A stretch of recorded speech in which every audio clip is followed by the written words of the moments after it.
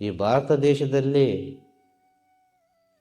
ಅತಿ ಹೆಚ್ಚು ಜಾತಿ, ಅನೇಕ ರೀತಿಯ ಧರ್ಮಗಳು, ಒಬ್ಬೊಬ್ಬರದು ಒಂದೊಂದು ರೀತಿ, ಒಬ್ಬೊಬ್ಬರದು ಒಂದೊಂದು ರೀತಿ ಕಟ್ಟುಪಾಡು.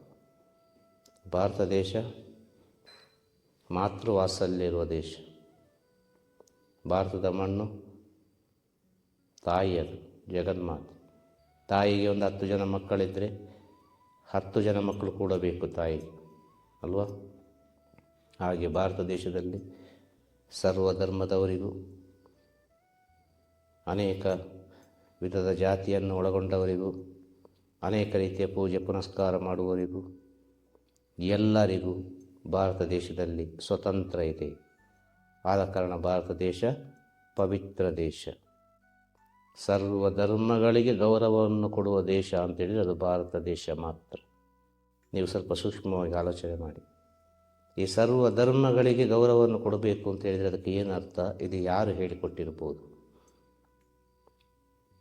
ನಮ್ಮ ಋಷಿಮುನಿಗಳು ಹೇಳಿಕೊಟ್ಟಂಥ ವಿಚಾರ.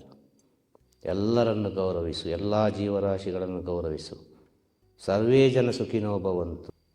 ಎಲ್ಲ ಜೀವರಾಶಿಗಳು ಚೆನ್ನಾಗಿರಲಿ, ಎಲ್ಲರೂ ಚೆನ್ನಾಗಿರಲಿ ಅಂತ ಹೇಳುವ ದೇಶ ಅದು ಭಾರತ ದೇಶ ಮಾತ್ರ.